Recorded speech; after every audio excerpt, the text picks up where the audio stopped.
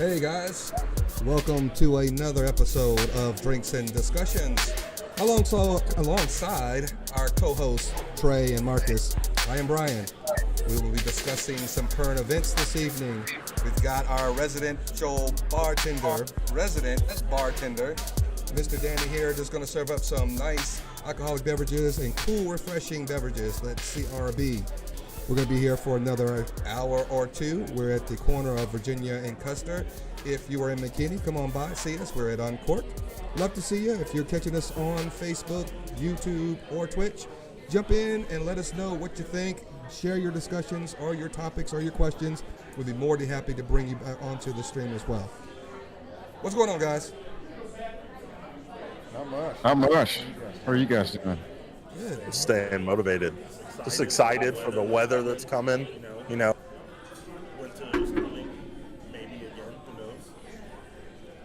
Winter is supposed to be upon us this coming week or tomorrow or Thursday and Friday.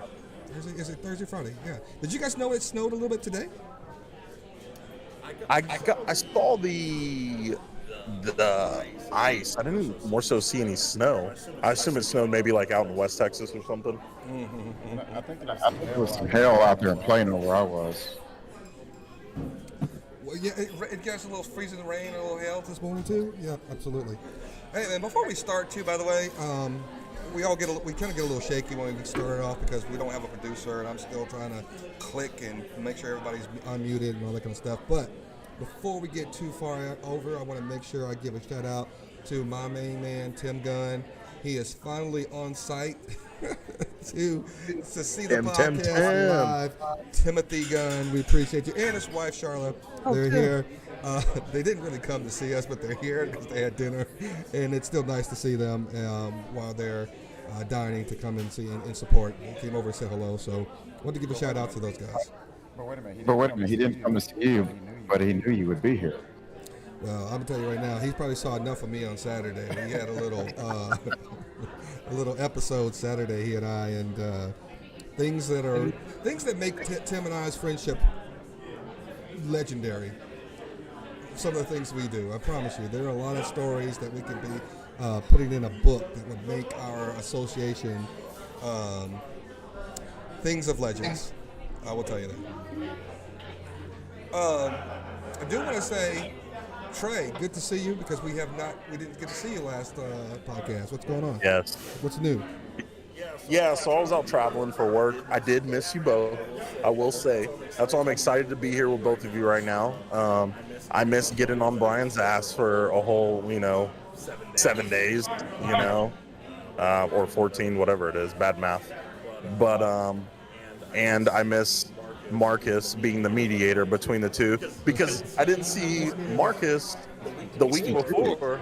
Yeah. And then I wasn't there last week.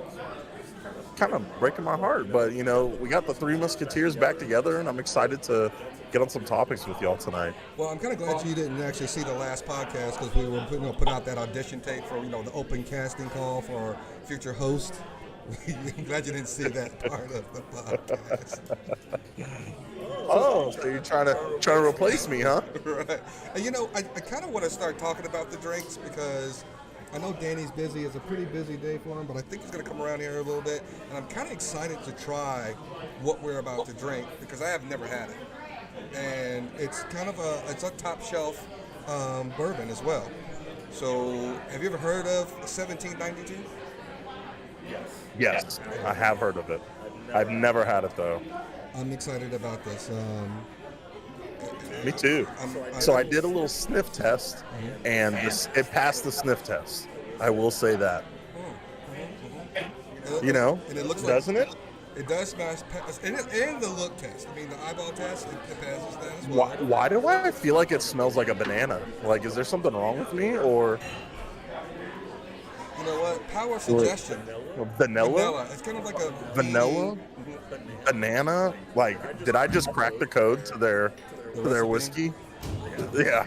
They have bananas. If I taste this bourbon and it tastes like a banana, I'm going to throw this glass at you. It makes no sense. If nobody wants a bourbon, it tastes like like cereal. I don't know if I smell banana or like maybe my senses have been completely altered since having COVID, which is possible. Because I will say, and I don't know if I've said this before, but ketchup tastes completely different to me now. Really? It almost does not taste good. Like the vinegar in ketchup is so strong now. Because, I mean, I'm sure y'all know that there's vinegar in ketchup, right? That's how they make ketchup, tomatoes, vinegar, salt. It tastes Fructose. like I'm eating, it feels like I'm eating a vinegar sauce when I eat ketchup now. It's so weird. I'm trying to. And I really enjoy ketchup. Like, I'm a fry guy, so, like, I enjoy ketchup, you know? Ketchup with my fries, ketchup with, like, chicken strips, you know what I'm saying? Now I'm like, ketchup anymore.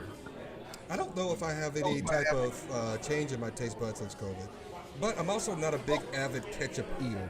My son is, of course, he's 3, but I'm more of a ranch dipper than I am a ketchup dipper, even with my fries. I'd rather do ranch or honey mustard with nuggets as opposed to ketchup. Did you feel like he was throwing a jab at me when he said my son does because he's 3? Like, I feel like that was a low one right there. Subtle? Look, ketchup is one of those the little small children type of condiments, man. You put ketchup on your steak? No, I was kidding. That was not a jab. I was not trying to do a jab. Never. I wasn't trying to do a jab. So I do want to say this though. So for the longest, my group of friends would make fun of me and call me a child because everywhere we went, because I used to be the guy that didn't want to try new places because I'm like, man, if I try the food and it's bad, I'm going to be upset. So I do what? You know, go to a restaurant and get a chicken tender basket because you can't mess up chicken tenders, right? Right. So for the longest time, my friends would be like, when are you going to grow up, Trey, and start getting something else besides chicken tenders? So they peer pressured me hard enough now that I got to get a manly thing when I go out and eat now, right? Trey, I'm 48 years old, and I still get that kind of peer pressure because I don't, you know, when I go to banquets, here's my little secret. I'll eat before I go to the banquet because I never know if I'm gonna like the food. Oh man, I love that. That's what I would do too. I don't. I mean, you eat before you go to a banquet? Now I may not eat heavy just in case there might be something that I can eat. But typically I'm gonna eat beforehand. I don't eat because I know I'm gonna eat everything, and then I put some in my pockets when I leave just to make sure I have something left over. Wrap it up in a napkin. Right. Hey, babe, I'm the type of guy to go to your house and your wife cooked a meal for all of us, and if I don't like it, my plate's just gonna stay there. I'm not gonna be polite and eat it because. But hold on. You know. Here's the deal. In order for you to have guests, you got to understand that most people are going to ask the guests what they like, and then prepare something that they know. I'm not going to come over there and say, hey, you know what? I think everybody likes liver and onions, and I'm making that because it's the only thing I can make, and serve it to people who I have no idea if they're going to do that. I'm sure there are people who invite people over to their homes and say, hey, eat what I'm making. If I come to your house without calling you and I'm like just knocking, hey, I'm in the neighborhood, and you guys are sitting down to eat, and I say, sure, give me a plate. Look, it's feast or famine right at that point. I'm just on my own. So that box of mac and cheese that you have in your pantry, I know that's what's going to be served. I don't eat macaroni and cheese. How is this possible? Not even grandma's macaroni and cheese at Thanksgiving. I don't do it. Wow, this is new. Here. I mean, so there's been macaroni and cheese that people swear up and down that their grandma can cook good, that their auntie can cook well, and now you do have to be careful. Right now, we're cheese. Yeah. All right, I was trying to wait on Danny. He's now coming. We apologize, we haven't gotten to the drinks portion. But I've been reading the back of this bottle too, as we mentioned and we're thinking, and this stuff is fascinating. All right, Danny, tell us what you got, buddy. So this is 1792. It's a small batch blend. Do you guys know why it's called 1792? I do. No, you don't. You don't, because you read the back of the bottle. I did. That's fine. But you still knew. For the viewers that don't know, it's because that's when Kentucky became a state. Mm-hmm. Which I did not know that until I read the bottle. Me neither. I didn't But know. I wasn't going to tell you that. And now I have to. I'm a Texan. I knew that. Wait, 1792, isn't that one of those shows that all Texas these people Independence are Day was watching like 3 now? days ago. Was it? Yeah. Yeah, that's right. Yeah. Well, let me tell you something too. I always thought, and as my education for bourbons and whiskeys continue, I thought it could not be called a bourbon unless it was distilled in Kentucky. I thought Kentucky was the only place you could actually call it bourbon. Bourbon is a spirit that is specific to America. To America, right? Really? Yeah. Same as tequila has to come from Mexico. And Oh, now Scotch, God, they National plant. laws that prohibit the use of the word. So, for example, champagne has to come from the Champagne region of France. Same with cava is to Spain. That's why whenever you have bubbles that come from the States, they're not called Sparkling wine. They're called sparkling wine. And prosecco is from Italy. I did not know that. And Scotch can only come from Scotland. Ireland. And Corona can only come from Canada. Yeah, I felt that. Canada. Canada. But yeah, so you guys are just drinking the 1792 straight up with big ice. It's really good. It's super sippable. That's why I like it. It's good in old pattern too, but if you're looking just to sip a spirit, this is a good one to go. It is. I'm telling you, there's vanilla in here. What do you have in the CRB? CRB is going to be a strawberry mojito with a splash of soda water. Strawberry mojito or strawberry mojito with a splash of. Mint, a little bit of soda water, and strawberry puree. Okay. I just want to point out Strawberry mojito with a splash of mint So and when soda water. So I just want to point out the TVC. This is- We got the sticker right here. Oh yeah, making sure that's just we didn't bring it in. The drinks and discussion guys are just bringing it in. Yeah, absolutely. Hey Danny, we appreciate you, buddy. Cheers, gentlemen. Cheers. This is actually really smooth. It's very nice. You know, and the funny thing about bourbons and whiskey, they seem to taste better to me when it's cold outside because they warm me up. If it's summertime, I'm more than likely going to have a beer because it's so hot. And this seems to be like really, it warms me up, and I don't want to be warm when I'm already hot and bothered. You know what I mean? So what do you think? It's amazing. Like I said, this is super smooth. It has, dude, there's something in there. Like I have a high palate, right? Strong palate, taste buds. And I really do feel like I taste vanilla. Now that I smelled it when I said banana, and now that I'm tasting it, I'm like, man, there's got to be a hint of vanilla in here. Whether, you know, I don't know how they did it. There's something in there though, but it's amazing. You know, it's Or maybe I have COVID again and something's going on. So when I took this little class that we had the other day, a couple of weeks ago, during one of my Zoom calls for work, they had a beverage consultant come in and start talking about bourbons. There are notes, and I don't know what the term note actually means, but you can taste notes of things that they put in here. And so that vanilla note, she was saying she smelled hints of cinnamon or something like that she was actually tasting on her taste buds as well. And I don't know what all that means yet.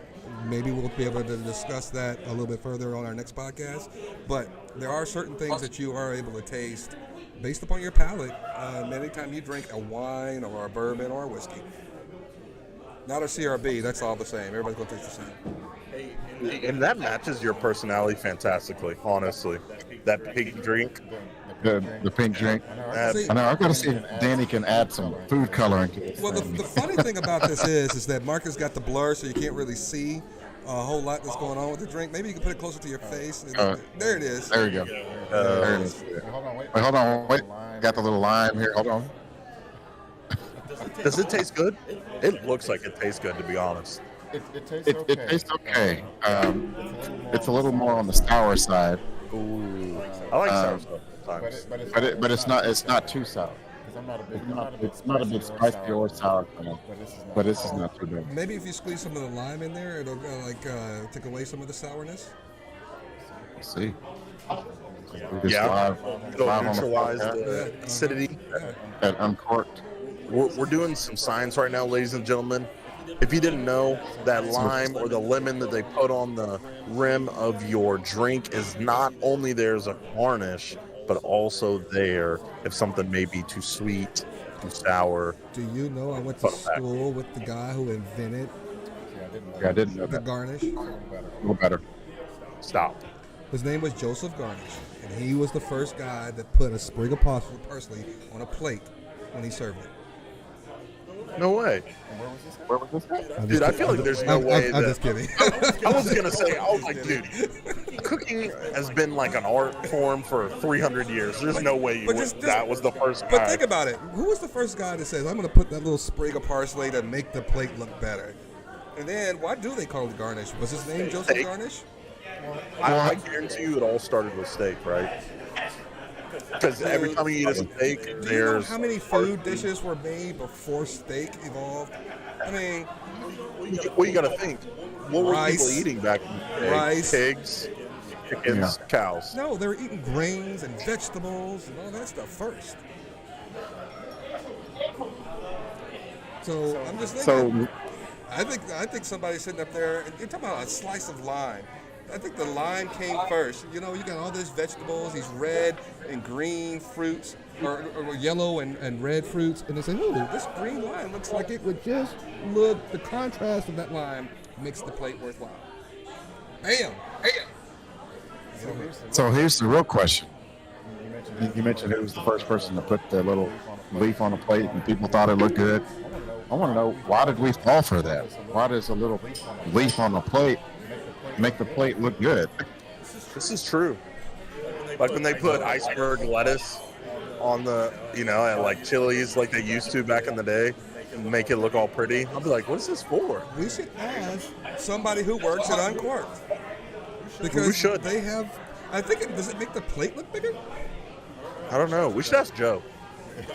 He's got to know, right? Joe has got to know. He's got to Maybe know. We're going to put him on Maybe blast. it's to hide the fact that there's not much food on the plate, so they're trying to cover up some of the Does space. anybody at the bar know? Maybe. Excuse me. Does anybody at the bar know why they put a garnish on a plate? Why and when did it start? Is this the only reason? There has to be a reason besides that in the beginning. But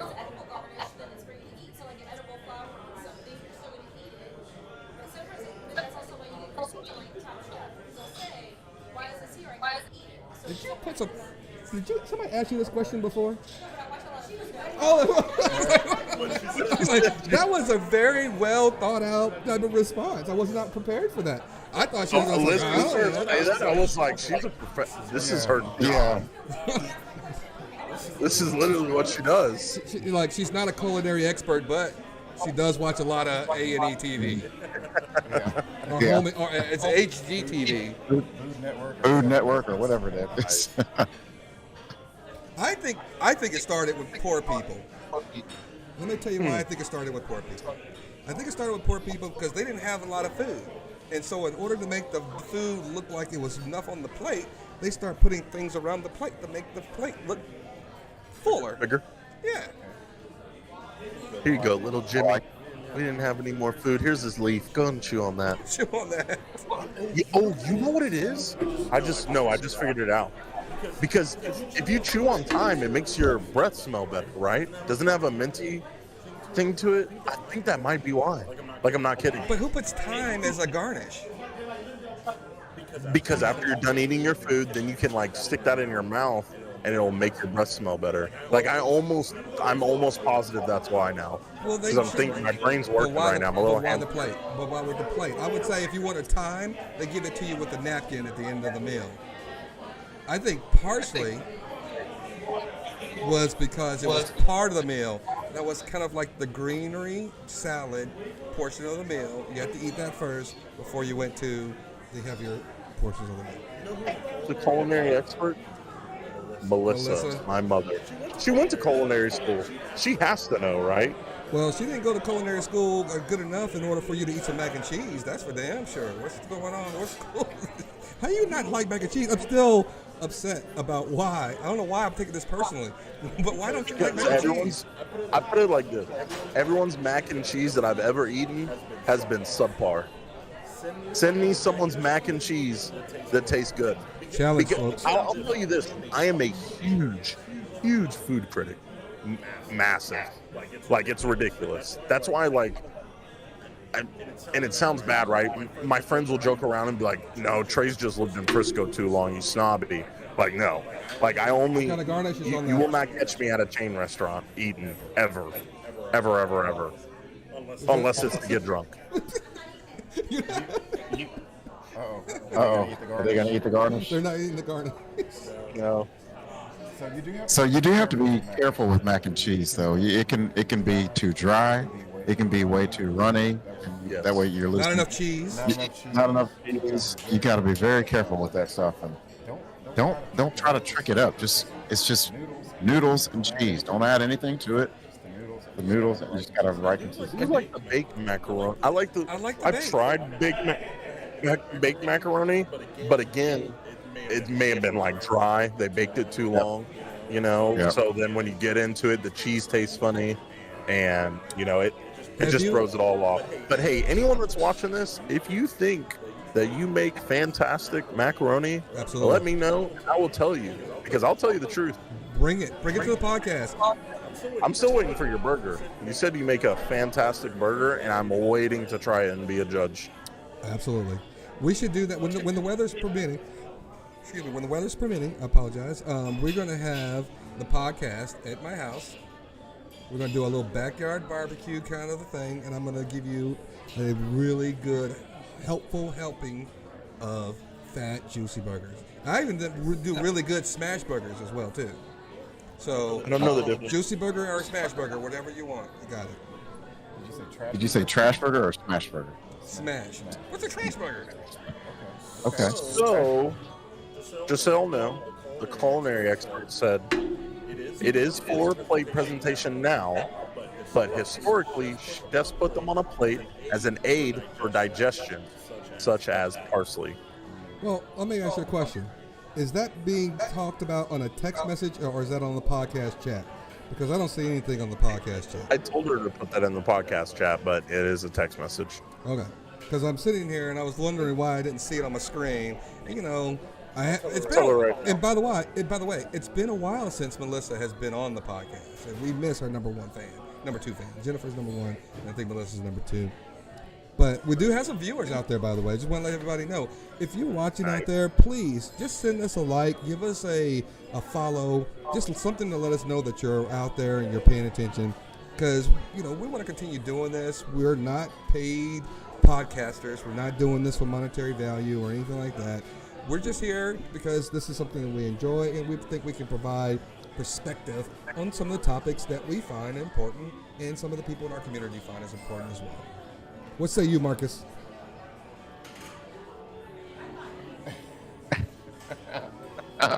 You caught me. I wasn't paying attention. That's okay. Marcus Way too quiet he's on the iPad. for the next 10 minutes. Marcus only. He's got the iPad. He's got all his electronics, and he's still not paying attention to the podcast.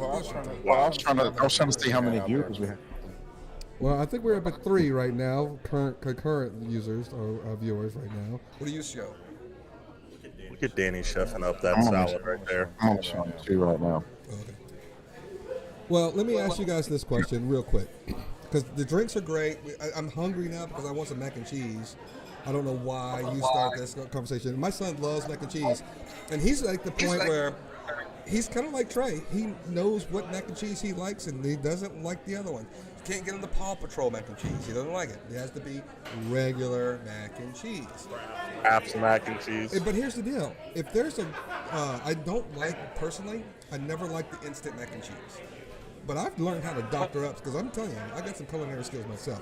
I put a little bit of butter in there, a little bit of salt in there, and a little bit of milk in there after you get the noodles ready. And then you gotta let that stuff sit, let the noodles kind of swell a little bit. Then you put the cheese in there and you whip it all in there. And I'm talking right now, that's some good mac and cheese.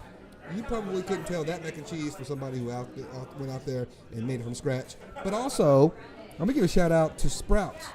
Sprouts makes Hatch chili mac and cheese. What chili? Hatch chili. They're like, I don't know what that is. They're not spicy chili, like green chilies. Okay. It's not spicy, it's not like a jalapeno, but it's really fantastic.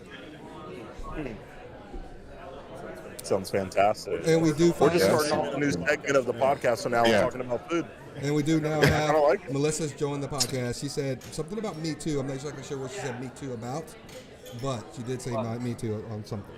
Yeah. She knows I'm picky. So just so everyone knows, like I said, my mom went to culinary school. She's a chef. there's so many things that she would make and they would be great that I would not eat. You cannot pay me to eat meatloaf. You could say, hey, Trey, I'll give you $100 to eat this meatloaf. $100, and I seriously would say no.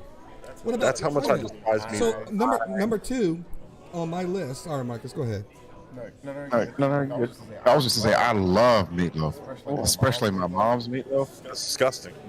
Man, Absolutely. I love meatloaf.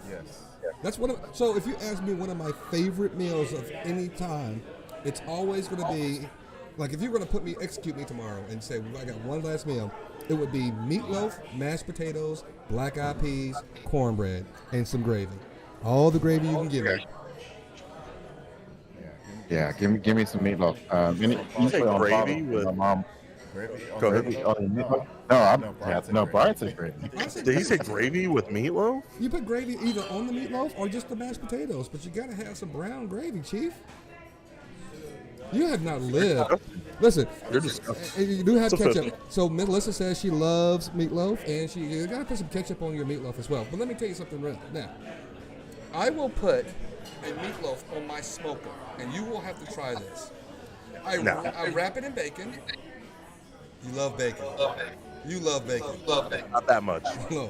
But I also put cheese inside the meatloaf. So when you cut it, you're getting that bacon on the outside, and when you take it open it up, it's like a cheeseburger melting on the inside.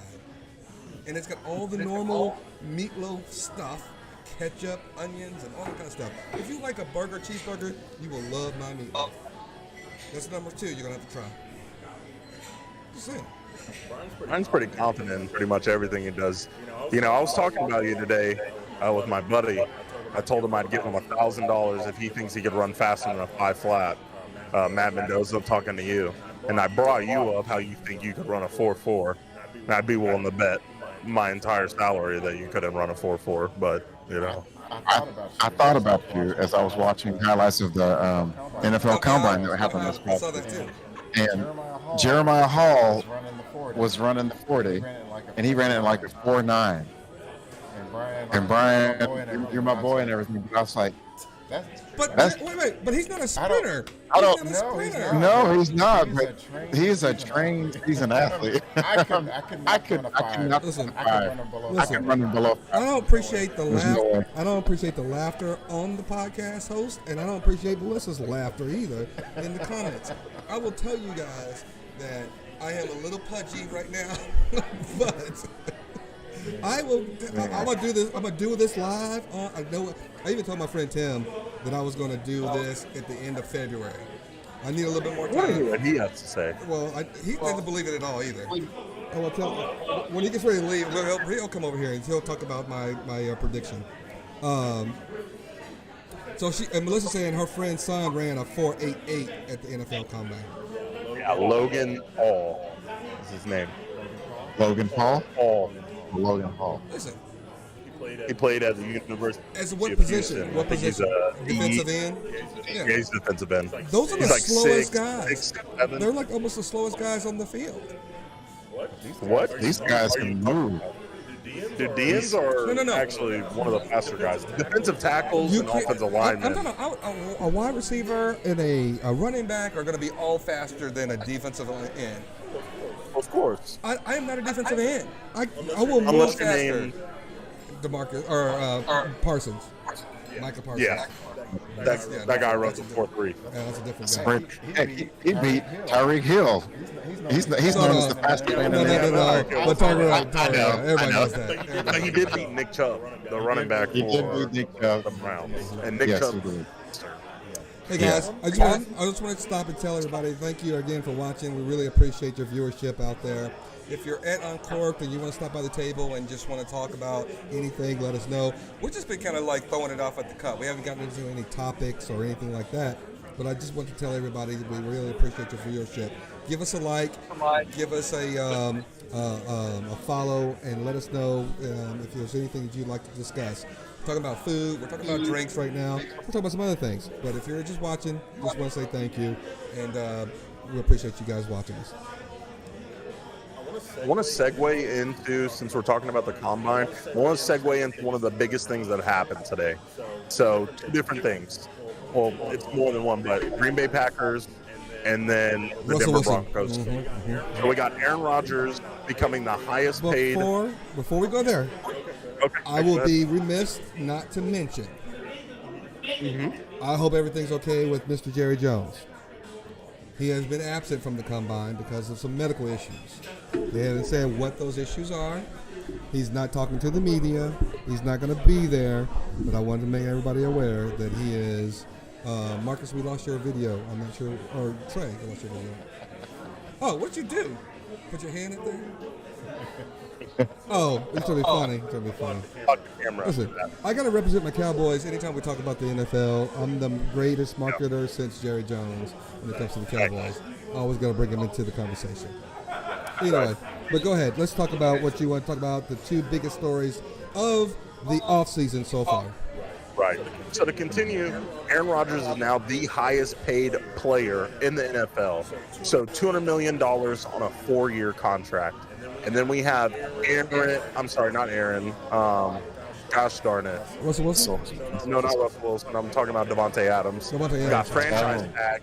So he'll be getting, what is it? Is it $35 million? No, that's quarterback franchise. No, it's like $5 million or something like that. $15 million? Way more. 15? Way more than that.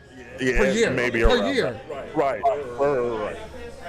So, and then on top of that, we have the Denver Broncos selling the roof of their house, the plumbing, the electric lines, all the copper, drywall, all of that to Seattle to put a new toilet and kitchen sink in their kitchen, but there's no more plumbing or electricity or the roof on their house anymore. That's how I feel about what happened with that trade. If you don't know, by the way, they gave 2 first-round draft picks, 2 second-round draft picks, Noah Fant, and some other players that I don't care about. But I mean, that is absolutely insane. I understand Russell Wilson is a franchise quarterback, but come on, dude. Come on. Listen, I get what you're saying, and I agree with you, as shocking as that may sound, 100%. I don't think Russell Wilson is worth that. Was it the biggest trade in NFL history? Yeah. As far as compensation is concerned, I think Russell Wilson is kind of one of those quarterbacks that, what you see is what you get. He's not going to get better, but I think they're trying to do that, Peyton Manning type of hocus pocus again in Denver, where you get a seasoned quarterback and they think that that's all they need again in order to win a championship. If they can keep Russell up, if that line is anything just slightly better than what they had in Seattle, I think you'll be okay. I was going to say they're quarterback away from being a great team. They are 100% a quarterback away from being an amazing team. Same thing with the Redskins or the Admirals, whatever they are now. They're a quarterback away from being a fantastic team as well. You can't say Redskins. Yeah, right. Now I'm canceled. That's it. Joe Rogan, let me know your tactics. Use them. By the way, you never used the Redskins last year. They were the football team. So it's easier to not use the Redskins this year. I don't know if you even were. What's it? Commanders? The Commandos? Commanders. Nobody wears underwear. Nobody wears underwear on that team. I really don't believe that they're going to duplicate that magic. I just don't. I also don't believe that Aaron Rodgers is the answer in Green Bay. I just don't. And again, Green Bay plays in the same division that my Cowboys play in, and I think the Cowboys have a better upside currently as a team than the Green Bay Packers have with Aaron Rodgers. Tell me I'm wrong. How am I wrong? Give me your perspective. I'll agree that they probably have a better cast of characters, but we don't have Aaron Rodgers. And I think that's the difference right there. If you give Aaron Rodgers the talent that we have on this current Cowboys roster, or even take last year's roster, just give Aaron Rodgers that type of talent, he probably it'd be over. That guy would have went to the Super Bowl and won. Well, He'd have been like, I have 3 people, I get 4 people I can throw the ball to. Right. but we did talk about this before. We actually said, how many elite quarterbacks are there in the NFL? And now we don't have the most elite quarterback, and that is Tom Brady. So when you talk about elite quarterbacks, I'm not talking about the young guys that are, Joe Burrows and the guy from Buffalo. I'm not talking about those guys that are up and coming, because if you're talking about those guys, Dak Prescott is in the conversation. Who are the elite quarterbacks right now in the league? There's probably 3. Russell Wilson you might put up there. Aaron Rodgers is now probably on the highest point of the mountain. And who else? Patrick Mahomes. Patrick Mahomes. But hold on. Patrick Mahomes has not duplicated that same magic either. He hasn't. He's made 2 Super Bowls, and that's it. He's on par with the show me. I say it like this. The quarterbacks now are like, show me what's next type of mentality for me. Show me what's next. Don't keep doing the same thing. And every year I'm seeing more and more from Dak Prescott, my quarterback. Terrell Owens. I'm not going to cry, but my quarterback. Marcus is, he quiet until he want to say something. And then when he say something, he like sitting up there and it's like it's always about my Cowboys. You said, well, I love the Cowboys, but Dak Prescott is not my quarterback. Oh, hope that's not news to anybody.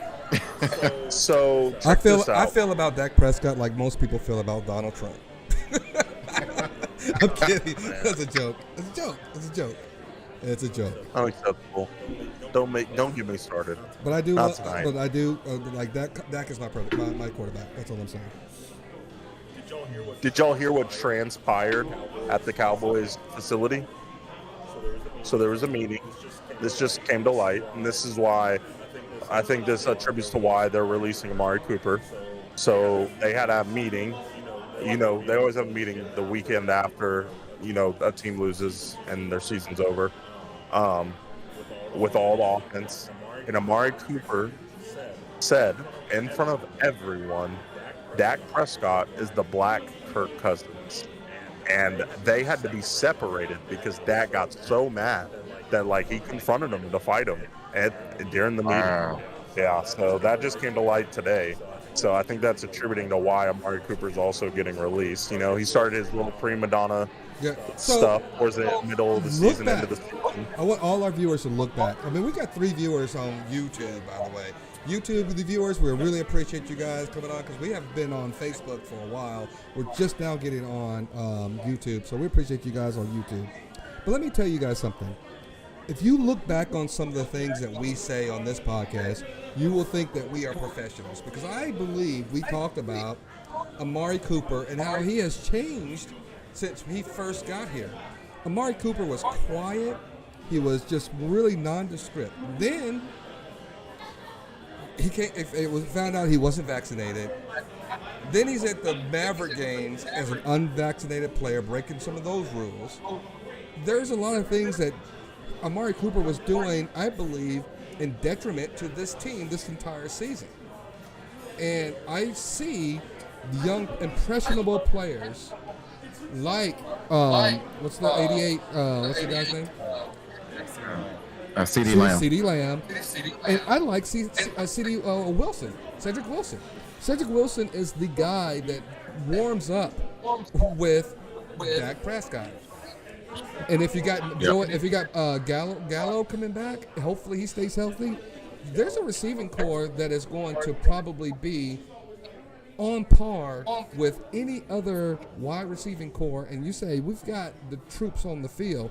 We might not have Aaron Rodgers, but we've got enough talent on our team in order to push Aaron Rodgers, whatever Green Bay team they put on the field, and make them compete with us. No, for sure. And so about Amari Cooper, The last few years. Well, so let me go back. The first year that he was here, I guess we picked him up midway through the season, and he really helped to kind of right the ship and turn things around.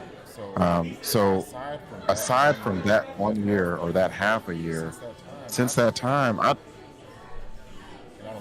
I don't know if we agree or disagree, but I don't think that he's brought that much to the table. What he has brought to the table, I should say, is that he does occupy the defense's attention. He does help to open up some things for some other players because he is a legitimate threat. I don't think he's an elite receiver by any means. I don't think he's even close. There's a lazy factor to me when I see Amari Cooper. Yeah. There's something about him that strikes me as being lazy, and I don't know what that is. I'm not saying he's lazy, but when you run routes as perfect as Amari Cooper runs routes, you should be open a lot more, and you should have that ability to be the difference maker when it comes to clutch games. Nobody's looking for Amari Cooper, and when you have those games where the game's on the line.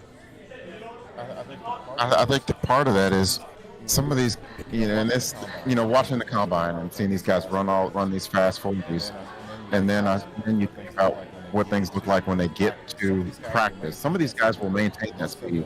Most of them will not. They're in the training for that one event. So I say that to say this: at this stage in his career, Amari Cooper, he's not a fast receiver. No, he does not have the ability to break away from anybody. The only hope that he has in creating any separation is running those precise routes. But outside of that, it's not happening. He's not creating any separation. So do you have a question about his ability to stay healthy as well?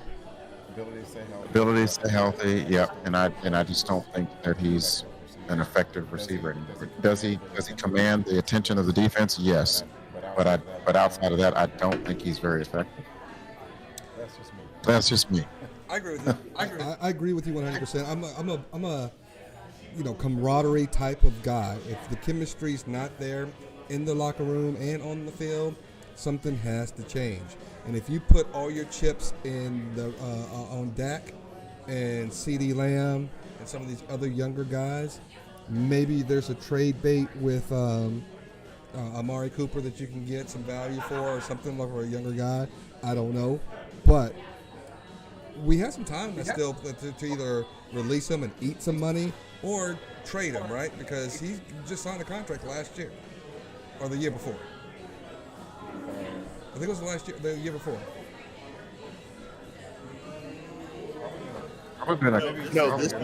This year is the last year of his contract. Okay. But the thing about that is when they do your contracts, they don't front load the money. The money's at the end. So this year he's set to make like $31 million in 1 year. So that's the issue. But I can't remember. I think if you get released, they don't have to pay you that $31 million. They do have to pay a fraction of it, but not the whole 31. It depends on how the contract is structured. Is it guaranteed money, or is if you? Well, no, that $31 million is guaranteed. Well, then they have to pay him. He's on the hook for $31 million for a salary cap. Right. I think it may not go against the cap or something like that. I don't know if you guys are out there watching this. I know we're talking about sports right now, but if there's something about Marcus got something. I was just saying by cutting him, he's gonna save the Cowboys $22 million against the cap. Nice. So do they still have to pay him his $31 million if they cut him?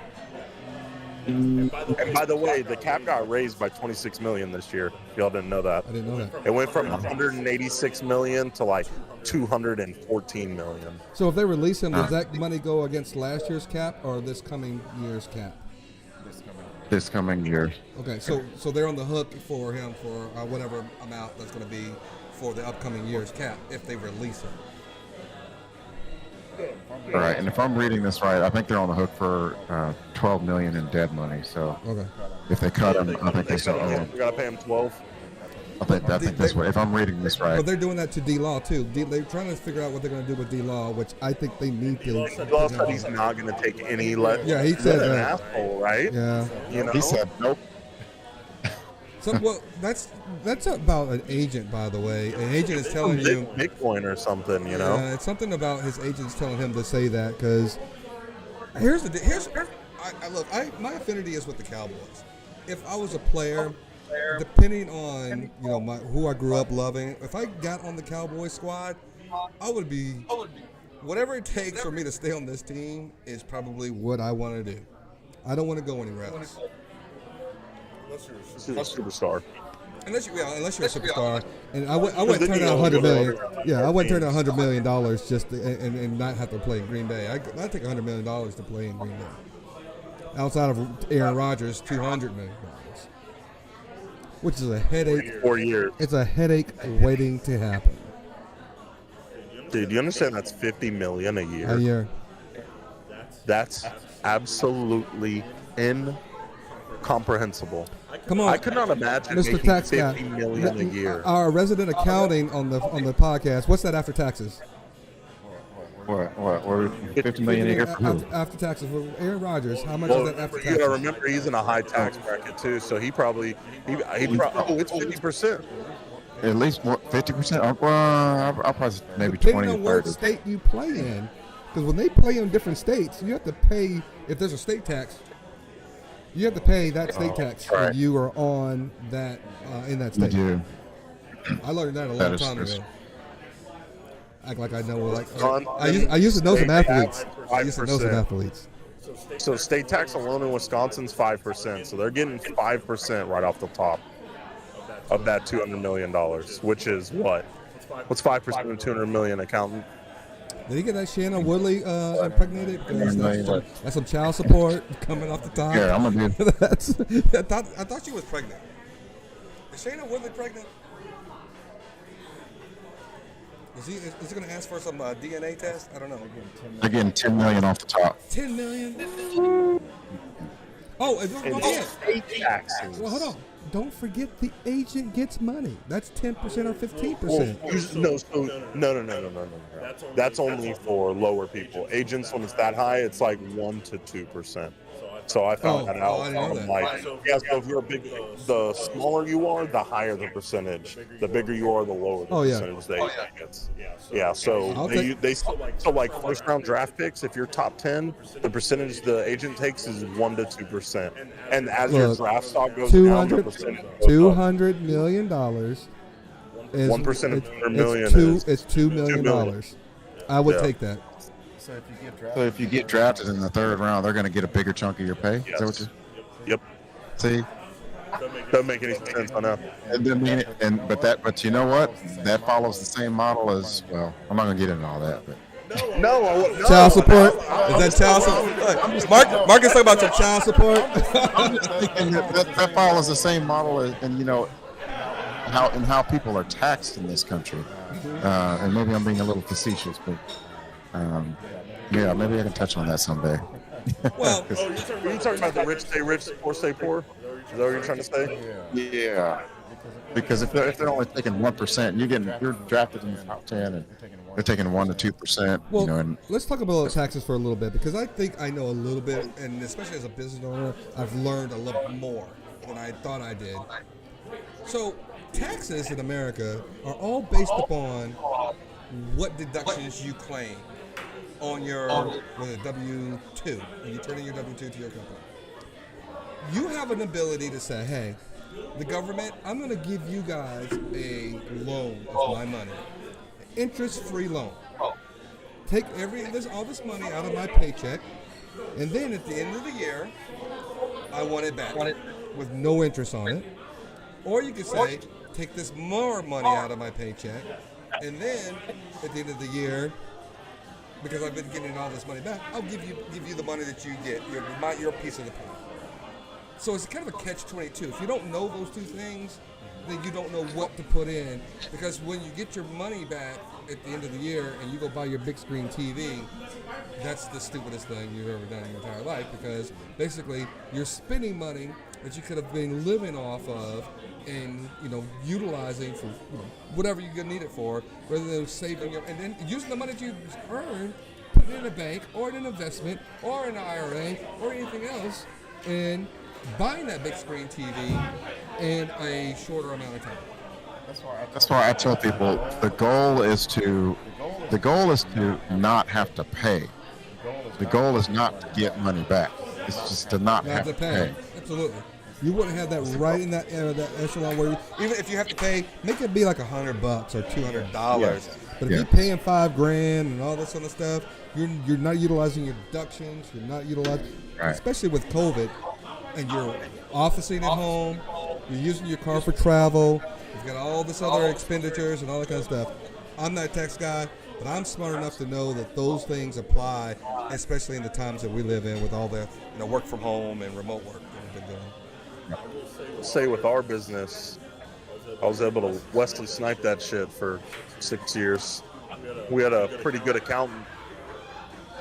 Maybe not me. I'm talking about someone else I don't know. But had a pretty solid accountant. Got audited twice. Both times were good. Which is crazy. I talked to so many people and they've never been audited. I've been audited twice. I've never been audited. Twice. I've been audited twice, and I'm batting 500. So one lost one. One lost one. It's. I'm gonna pull the Donald Trump. I'm gonna do the Donald Trump card if I ever get audited. I'm just never gonna talk about it. I'm gonna inflate all my assets, and then I'm going to downgrade any type of liabilities. That new Mercedes that I bought, that's really not worth $80,000. I just bought it at an auction. It's worth $12,000. See, you're wrong there. You buy something that weighs 6,000 pounds, or you buy anything, and it's a company vehicle, and you write off the entire purchase price of it. Absolutely. You buy a Tesla, you get a $10,000 green credit on your taxes. The Model X is over 6,000 pounds. It's a company car. You're writing off the insurance, the gas, the monthly payment. You don't even know what writing off means. Are you asking me? Yes. Do you think I was being facetious when I said I didn't pay taxes for 6 years? Wait a minute. So what does writing off mean? What do you mean? Writing off anything that was used in a business. And who's writing it off? Business expenses. So in case you guys didn't know, I was actually doing a Seinfeld bit right there because that was a Kramer bit. I have no clue. I'm not old enough to watch Seinfeld, so I had no fucking clue. Packer fan walking in. Packer fan walking in. Yeah. Go Aaron Rodgers. Go Aaron Rodgers. Green Bay Packers. Go, Pack, go. Go Packers, go. Big news. Still not gonna win the Super Bowl. I heard Russell Wilson over here somewhere. Are you a Denver?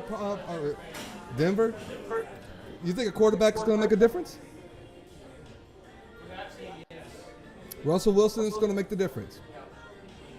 So Russell Wilson is an undersized quarterback.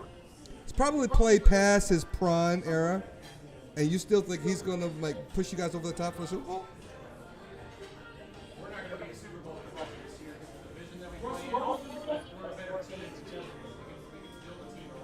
That I agree.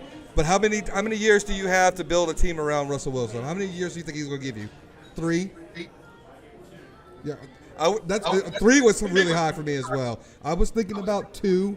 He's got a lot of wear on him. You guys gave up the entire house. A lot for Russell Wilson. A lot.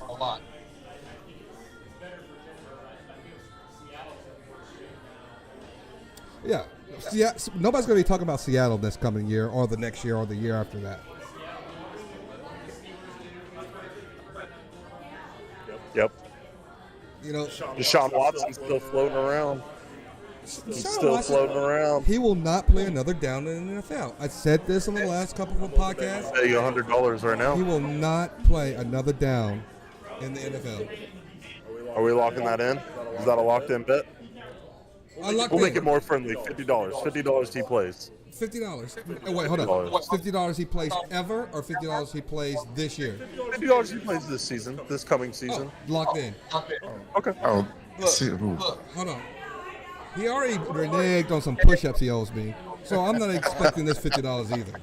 So Cash. it's one of those fine. things. I'm just $50 saying. bucks. Just saying. All right. So we've talked about some sports. There's something that we were supposed to talk about. Go ahead. What did you say? Real quick, I was going to circle back to Devontae Adams. His contract or his franchise tag is for $20.5 million. I want to talk about something about sports real quick before we go any further. It is, and I want to recognize that it is National Women's Professional Women's something. I don't want to misquote it. It's National Women's Ownership in Business. Hold on. Somebody look that up for It me, is so I don't want to national- misspeak. I think it's National Women's Day. It's just National Women's Day. International Women's Day. International Women's Day. International Women's Day, and I want to give a shout out to all the hardworking. And when I say hardworking, you can own a business, work in a business, stay at home, take care of your house, take care of your family. You all are really hardworking women. We appreciate you guys, and I wanted to give a shout out to all the women out there because it's a man's world, but it would be nothing without a woman. James Brown. Just want to say that. Feel good. But that segue for me saying that, I was remiss by not saying that earlier on, but I want to say something too that bothered me today. There is a report that the Atlanta Hawks receiver is going to be suspended. He already is suspended. It is suspended for a full year for gambling on football $15. for $1,500. $1,500. Now, the reason why I'm correlating that to my Happy International Women's Day is because did you know that if you abuse your woman, you abuse your child in the NFL, the suspension is for 6 games.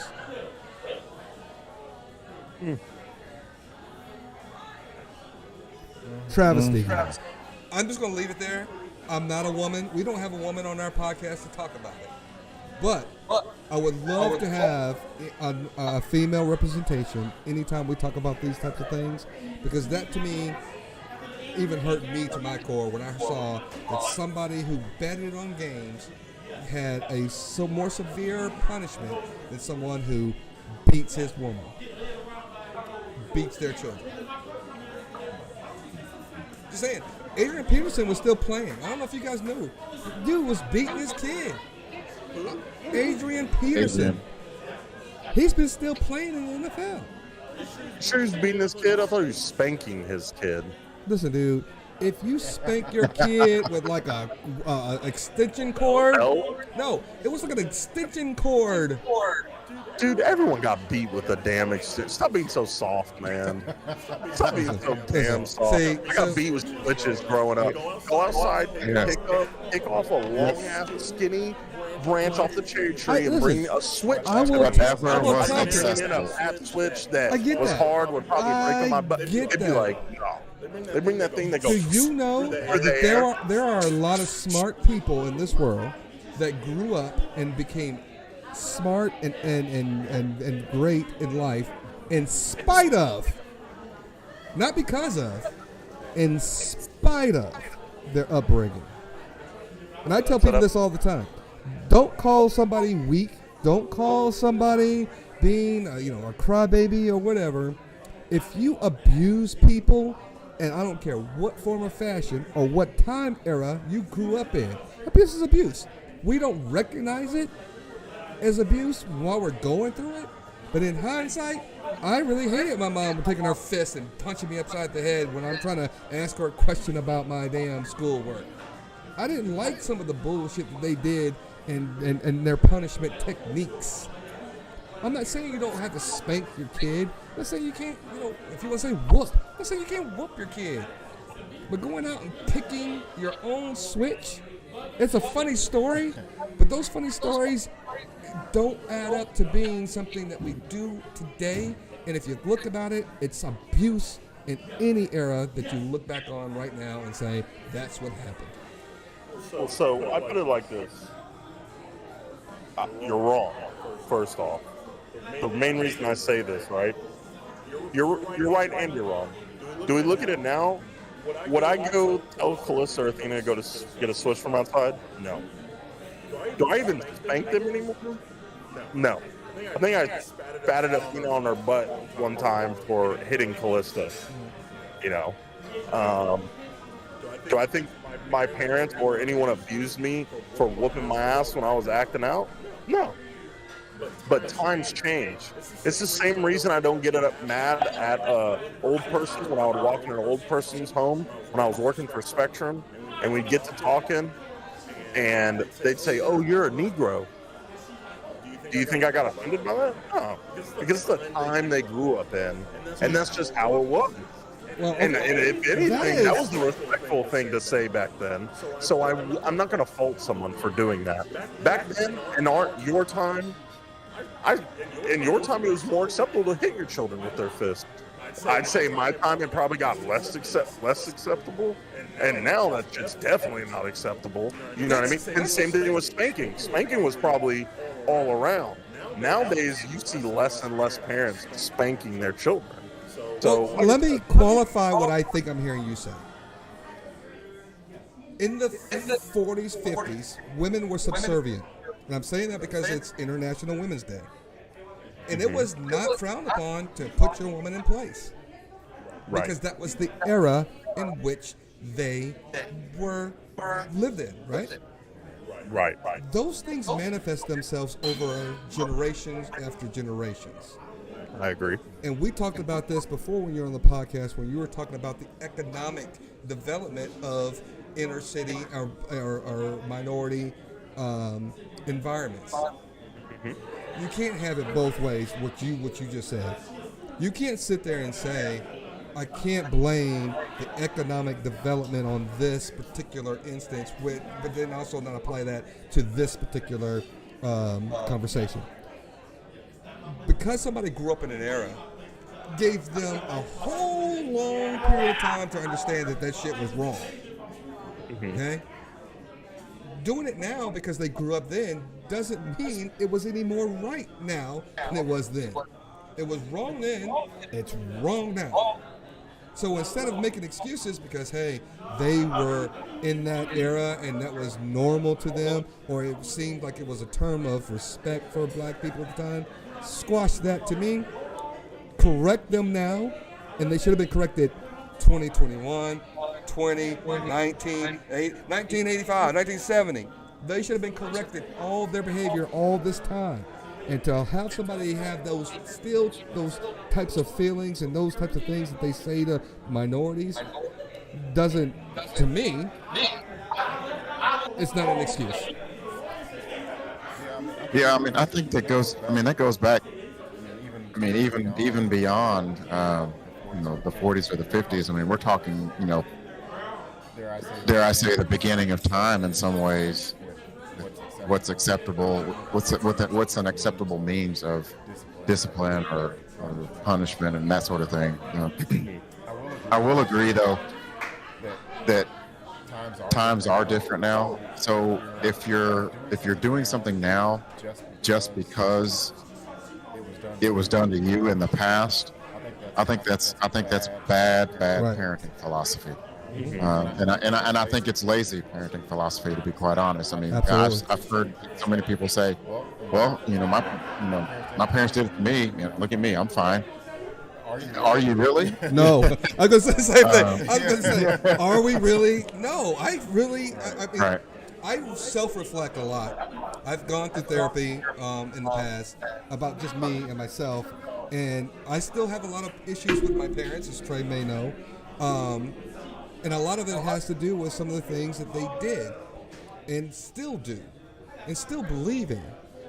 And I tell people all the time, I said this before, I believe that I'm in my position and where I'm at right now in spite of some of the things that they've done, not because of it. I didn't grow up to be this type of individual because my mom and dad whooped my ass or beat me all the time. I grew up like this in spite of all of that crap that they exposed me to. And that's okay to say. You can be great and love your parents, but you can sit there and also tell them, hey, the things that we grew up with is not acceptable today. And as I reflect upon it now as fathers, it's not okay for anybody in any generation to do that. Even though we're still evolving as human beings, that's not okay. So this is the thing. You can't continue to vilify someone for something that they thought was okay back then. Do you continue to... Do you know why you said, oh, back in the day, a man would put a woman in his place? Do you know why a man would put his hands on a woman back then? Do you know why? I don't. Because he watched his father do it. And you know who his father watched? His father. You know who his father watched? His father. So it took time for people to understand that that's not okay. I agree. So all that I'm saying is, for the things that happened back then, in their mind, that was okay. You understand now in your head, and we've evolved as humans because we continue to move forward. We have something in our hands that would have launched the rocket that went to the moon for the first time, right? With supercomputers in our hands. It's going to continue to happen. There's probably things we three do and talk about and say and take part in, maybe look down upon 50 years from now. And it'd be like, wow, can you believe those ignorant people did something like that? No, I don't know what it is right now, but it may be something in the future, right? So you cannot vilify people for things that they learned from their parents' parents. You know what I'm saying? You cannot continue to either hold a grudge against them, and I'm not talking about you personally, I'm just speaking in general. You cannot continue to... Hey, Tim. Excuse me, Tim. Tim. I actually need you real quick. Man, we're getting like deep and wholehearted, and now we're about to be funny. Yeah. I have a massive question for you. Come over here. So I told Brian that if he ran a 4.4, I would give him my yearly salary. Would you be willing to bet that as well, that he could not run a 4.4?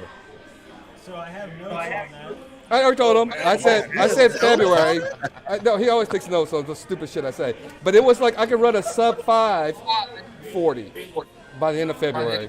So only 9 receivers at the NFL Combine ran a sub 4.40. Oh my God. But this guy Brian. is doing it. Yes. You guys don't understand. You guys don't understand what a physical specimen I am. Oh man, how do you golf with this guy? I don't understand. How do you get? He's got on the golf course too. Is he like? Sure than he is. Oh no, Brian's exposed right now. Thanks, Tim. See you, Tim. That is, in case you guys have ever watched our podcast in the past, and I've talked about Tim almost on every podcast. That is Tim. The one and only. The F the police to the F the police. So, to continue on, like I said, you can't vilify people for what they think is right. And I'll end my point on this. When we're overseas and we're fighting against people in Afghanistan, I want to say certain words that are unacceptable now to say, so I'm not going to say them. We're fighting against terrorists over there in Afghanistan. They think what they're doing is right. That 14-year-old boy that was given that bomb to go blow up U.S. soldiers was told this is the right thing to do. Do you vilify that 14-year-old boy? Do you vilify that 18-year-old kid thinking he's fighting for his country? So it's the same thing. What you are taught and what you learn, you cannot be vilified for. Okay. And that's how I look at everything. Go ahead. Oh no, I was gonna say. So I see where you're both coming from because, and that's what I was trying to get at earlier. Is at a certain things happen in the past. At a certain point in time, time does bring about a change, and it should bring about a change in how we act and how we handle situations. So yes, I don't think you can vilify a person if that's how they grew up or were taught.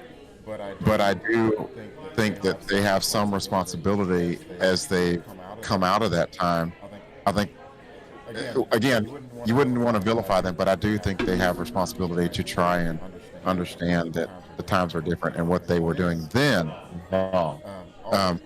Now that being said, I grew up in a time, as me and Brian, you and I did, where coaches could talk to you any kind of way, not get water for doing this, not get water for doing that, or run until you just puke, and that was an acceptable thing.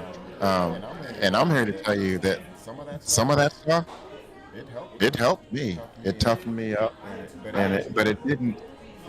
I think it affects people differently. For me, it didn't turn me into some psychopath or anything like that, where I'm just, trying to hurt people, and so it affects people differently, and they come out of it differently. But I look back on those times for me and thinking, man, I needed that. I needed to get a little tough and, get some thick skin, about some things. So, but yeah. I want to talk about what Trey said, and then I'm going to get to Marcus really quick. I can't equate grown behavior to young, impressionable children. If I told my son to do something right now, he'd probably go do it because he loves dad. Okay? Kids are impressionable. So I'm not trying to tell you that I'm holding that child for going and blowing up U.S. soldiers because his dad, he's an impressionable age and doesn't know any better because he's brainwashed. Is to be held to the same standards as a grown-up. Okay? Sooner or later, you get to a point where you know better. Okay? And they say women mature faster than men. I get that. I don't know when I grew up, but eventually I did. I got it. I started doing things different. I started treating women differently. I started treating my children differently. I started doing these things differently. It takes a while. It takes a long while, but you eventually have to get it. And then you go back and you say, I'm thinking, you have to go back and make atonement and say, hey, I'm not the same person I was back then when I treated you this way. I'm not the same person I was when I did this. Please accept this as an apology. Let's move forward. And then, judge me or, associate with me for who I am now, not for who I was. That's how I live my life. Because I think if you knew me 5 years ago, 10 years ago, even if you knew me a month ago, I shouldn't be the same person. I should always be evolving and learning from things in order to make me a better person. And I wish a lot of people would actually take that upon themselves, because if I was doing the exact same thing that I was doing way back then and expected to be different in a different status or a different place, that again is what insanity is. You can't keep doing the exact same thing. Now, according to what Marcus is saying too, I get it. We always grew up, and when my first son was born, I thought I had to be the tough dad. This is my son. Teach him tough. Teach him no, if he's crying, go to your mama. I can't hug you as much all the time because I don't want to soften you up. I don't want you to be that way. I had uncles that did the exact same thing. My dad is a non-affectionate person. I go give my dad a hug, and he kind of feels kind of weird when I give my dad a hug. He's just not a hugger. He's not an affectionate individual. But I can't remember the last time until Marcus just said that, where I said in my 10 years since I've been married to my wife, I need to be tough. I don't need to be tough with my wife. I don't need to be tough on this podcast. I don't need to be tough with my child. I don't need to be tough with anybody. Tough is only going to get me in trouble. Tough is only going to make the conflict, in whichever conflict I might perhaps be in, worse. And it could be worse for me, could be worse for the other individual. Toughness is, to me, not about showing bravado. Toughness is Trey making fun of me, and I'm laughing at it. Or somebody else is poking fun at me, and I'm just letting it roll off my back. Or somebody criticizes me. I didn't do a good job on this report. Or if I didn't do that particular task for my job correctly, and somebody's coming on my ass. That's toughness. And if that is what toughness means, thank God that I was raised the way I was raised and who I am and who I am now. Because if that is some of the things and I'm going to say this real quick and I'm going to wrap it up. Somebody even asked me, did you get anything out of being a Jehovah's Witness? And I said, yeah. Jehovah's Witnesses taught me how to talk in front of people. How to go, when I'm knocking on somebody's door, there's a stranger in front of me. And people always say, boy, you've never met a stranger. Nope, because I went door to door. And then met them all. Yeah, met them all. And then sometimes when I would have to go into the Kingdom Hall and I had to give a talk in front of people, I had to get up in front of the whole congregation and talk from the scriptures when I was probably 10, 11 years old. So you can learn from things, but you can still say that things were not done in the right way. And I'm gonna say this, and I'm gonna let you guys talk. But that's why I believe I don't like the word cancel culture.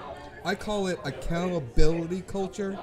When you're being called out doing some of the same bullshits back in the day, when you should know and have plenty of time to correct your actions and your behavior, and you still doing that same shit, accountability culture, you deserve it. I just had my little 15 minutes. I feel like Stephen A. Smith on that little 15 minutes, I believe. It wasn't 15 minutes, but I'm just saying. Go ahead. Time brings about a change. But yes, no, just to piggyback on your point. Yeah, the toughness that I was talking about was more emotional. It was more mental. Right.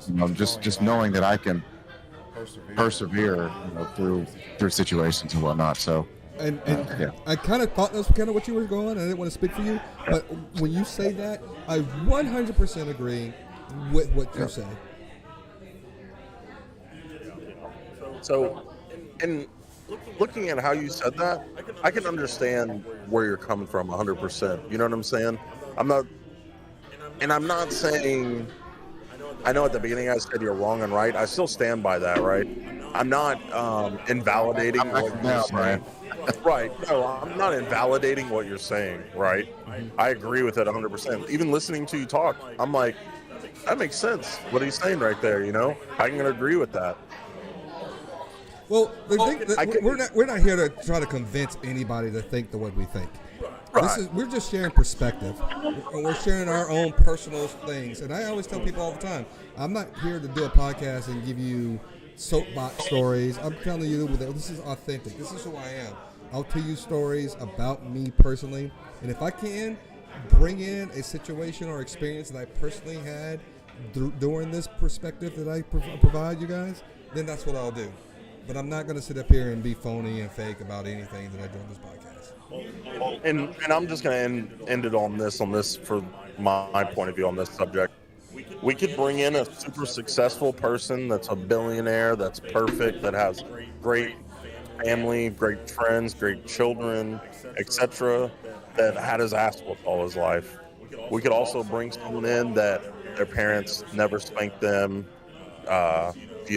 anything, always spoke to them, explained to them why and what was wrong, never yelled at them. And I guarantee you, we could find someone who's successful, who's a billionaire, who awesome family, awesome children. Just because you do one thing or the other doesn't mean it's the wrong thing. Let me ask you this question. And I've been having these conversations lately with a lot of people. That's one of the reasons why I try to explain critical race theory. People sit there and will tell you a black person can be successful.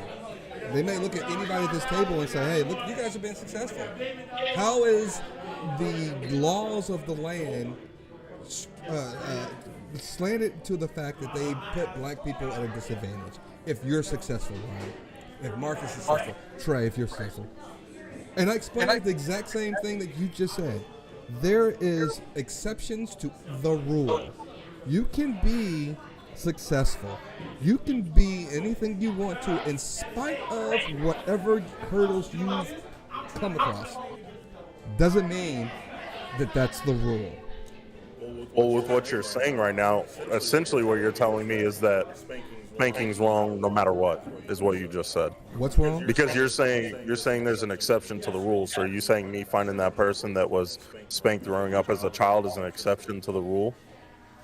Yes. Yeah. So now you're the one making the rule. So what gives you the right or the say-so to say, hey, you shouldn't spank your children just because you and your wife the rule is have not that opinion? the rule isn't being written because I say it. The rules are being written by the history of the action. Right? So where's your supporting evidence to back what you're saying? No. I'm not saying this specific issue that we're talking about is the exception to a rule. I'm just saying when you talk about critical race theory, that is Okay, the so you're talking argument. about critical race theory. That's the argument to when people say, Brian, you can't tell me that the laws were governed to put black people at a disadvantage when you're successful. You've made it. And I say there is an exception to every rule.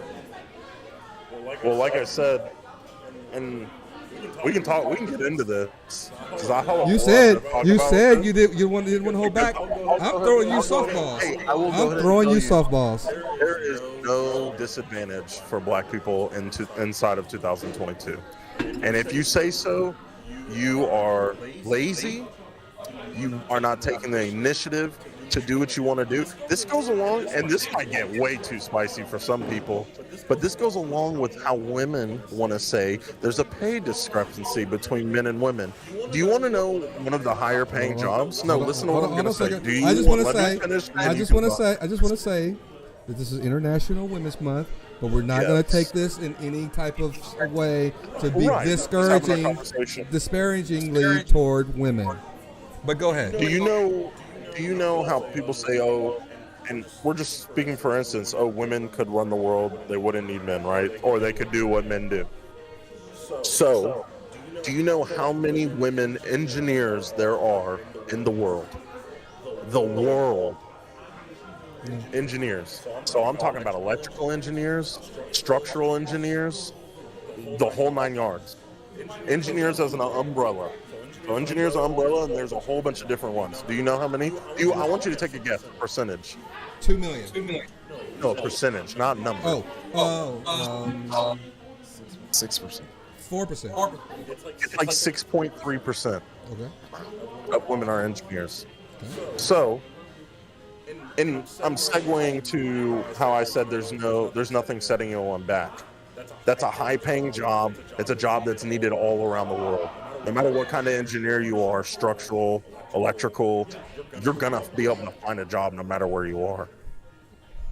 It's the same aspect whenever you want to talk about black people having a disadvantage in America or in the world. You give yourself the opportunity to go do something. You can, i.e., go to college, start your own business. There's nobody going anywhere saying, Brian, because you're black, I'm not going to give you this loan. If your credit score is 737 and Bob, the white guy, is 620, he's not going to get the loan. You are. Not because you're black and he's white, because you have good credit. Oh, he shows a history of paying his bills. Oh, he shows a history. He's gotten 2 loans so far, didn't miss a payment, and paid them all back. Here you go, Brian. Here's the $150,000 you want to go start your own business.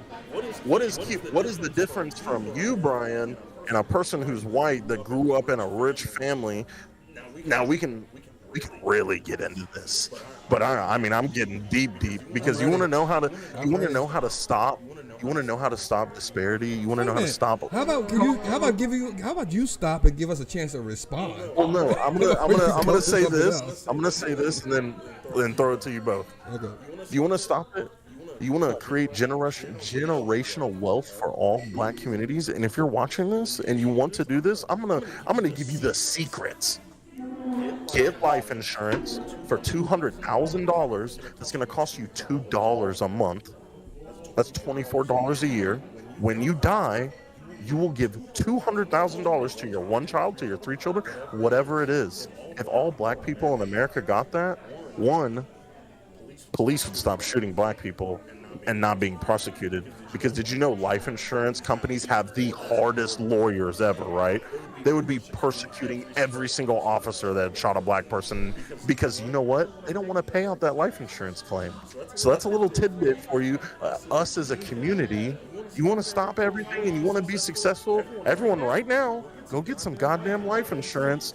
And there you go. We just solved the problem. I got mine, but I like that idea though. Well, let me tell you why that's stupid. Wait. Are you joking right now? Do you not see? I'm not going to give you the whole rebuttal because I want Marcus to talk. Let me tell you why that's the dumbest idea. Because life insurance doesn't cover every aspect of death. The basic life insurance that you're getting only covers natural death. It doesn't if you get shot, it's almost like house insurance. If your house gets torn down, if your house gets blown down by a tornado and you ain't got tornado insurance, you ain't getting paid. If your house gets flooding damage, you ain't getting paid. What are you talking about? You have to have My life mom's house insurance. got flooded and got paid. It has to be you life have- insurance. You have to be Oh, paid you're talking out. about? Well, why'd you just say if the house got flooded, you don't get paid? You have to have certain types of insurance to cover that. Okay. Well, obviously we would get into that. So your You can educate someone. your $200,000 life insurance policy is not going to get paid out directly to their descendants, and then you can sit there and say that's going to create generational wealth. That makes zero sense. You don't know what you're talking I'm going to about. refer to the resident accounting guy. Makes zero sense to me. I'm telling you, you don't know No. what you're talking about. You actually don't know what you're talking about. Yeah, I'm no insurance expert for sure. But go ahead. Yeah, I'm no insurance expert. I Yeah, want to hear I'm the no accountant. insurance expert. Do you know how life? Yeah, I got more. I got more though. I got more for all the other crap you said.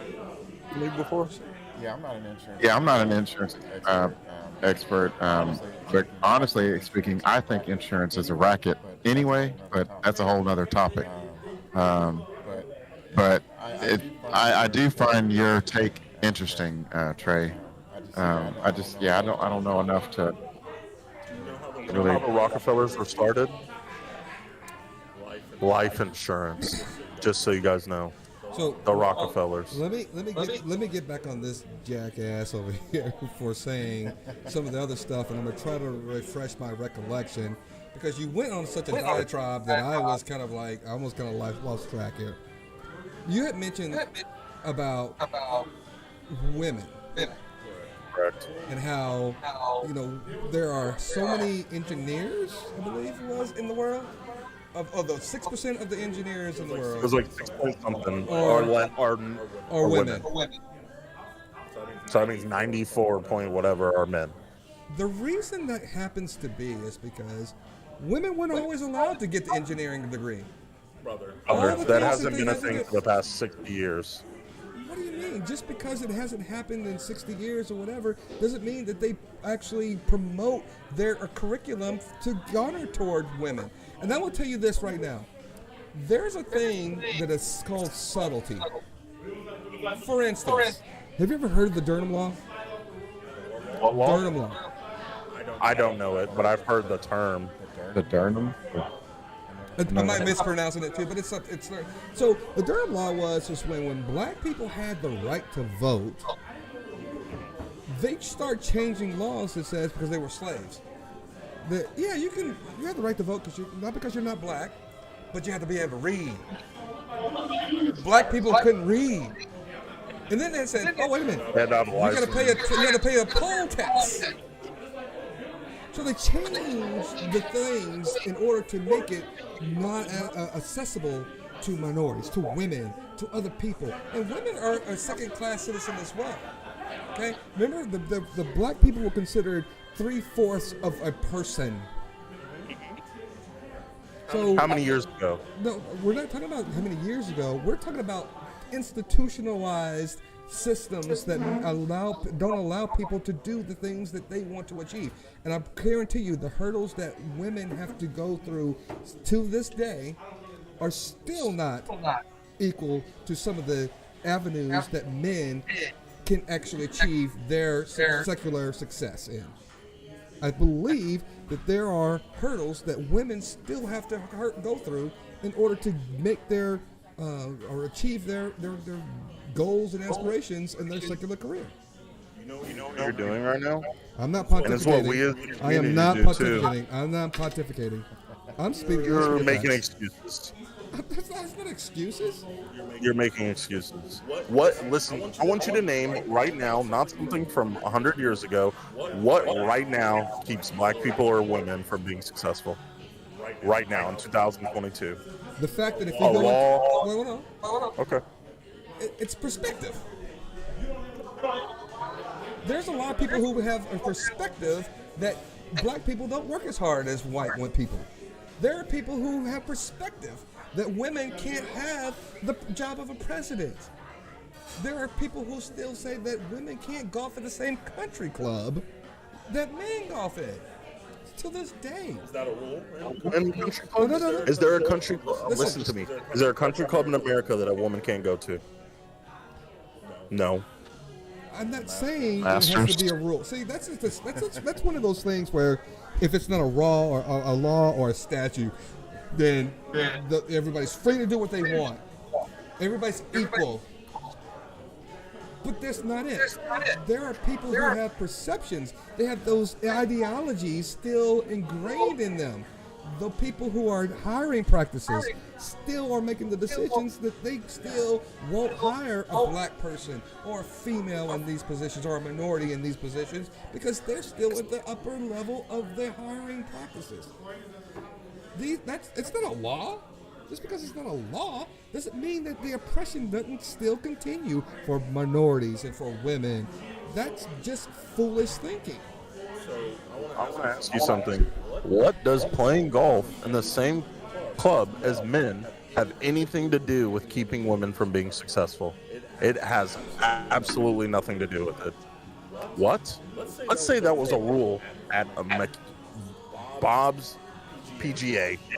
What is the difference? Because women don't compete against men in golf. There's the women's league and there's the men's league. I don't understand why. You know why you're saying that? You're just saying things to say things. Oh, well, there's certain golf places that men believe women can't. Who cares? I asked you, what is keeping women from being successful or black men? The opportunity. The opportunity.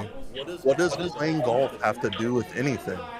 What's playing golf have to do with their job? I answered your question. You asked me why women can't do the same things that men do, and I said it's the opportunity. They're not given it.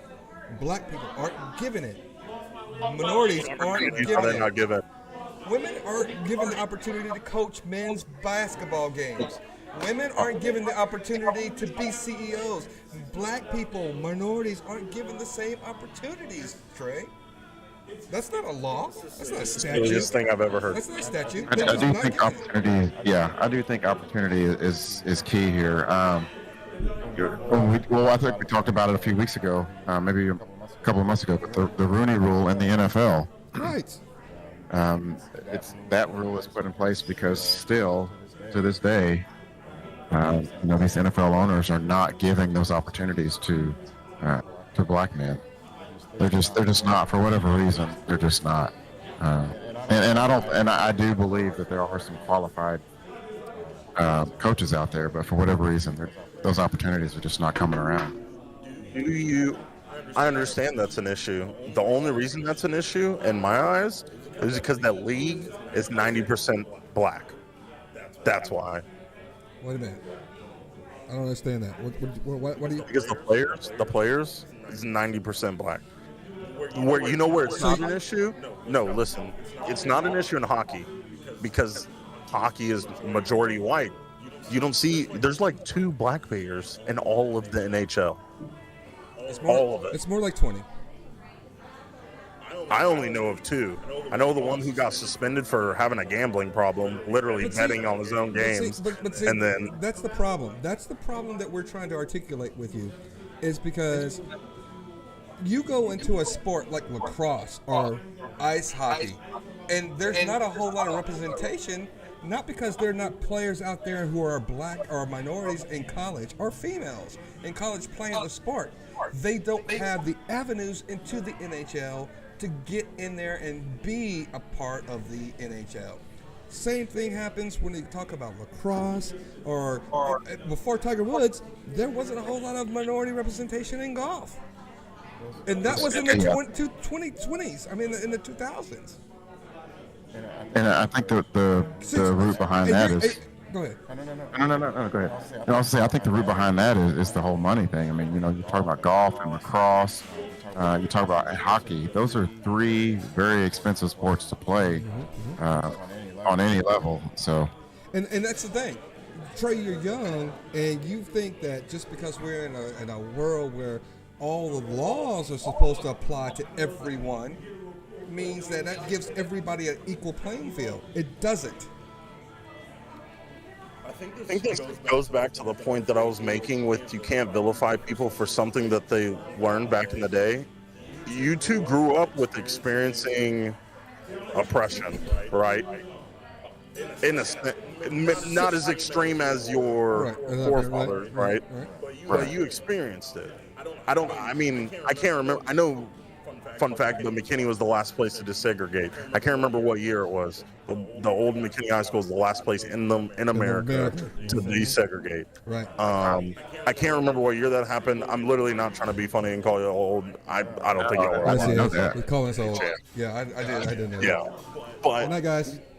But what I am saying is, I think that you two may have a different outlook because you experienced it so heavily.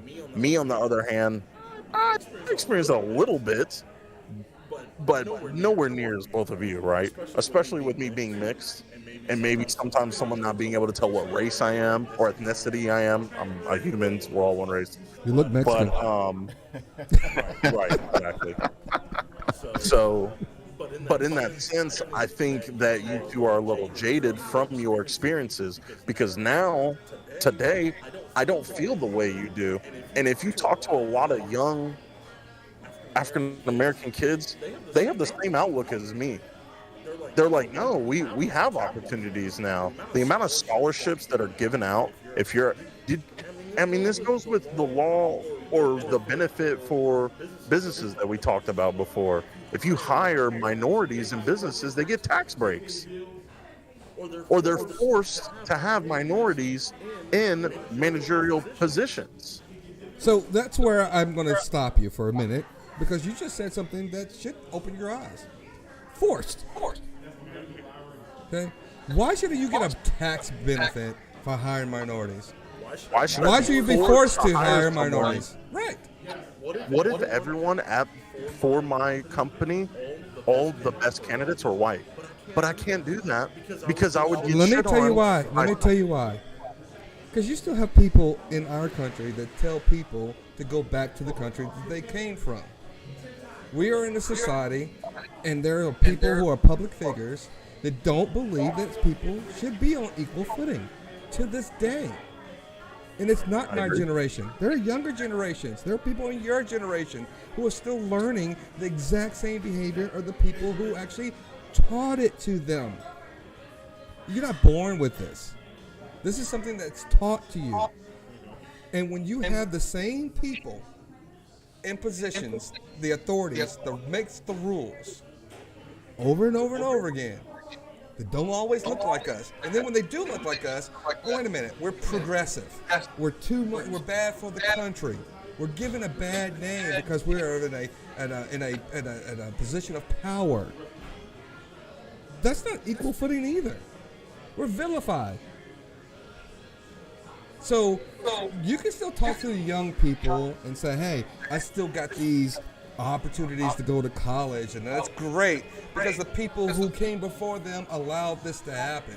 But they don't understand those hurdles are still going to have to be jumped over and championed in their generation in order for us to continue to move even further, because the administration board and the people who are giving financial aid, the little white ladies and the little black white men that are giving you these things, they want to be on that side of the fence when they're saying and critiquing financial aid for some of these minority college applicants.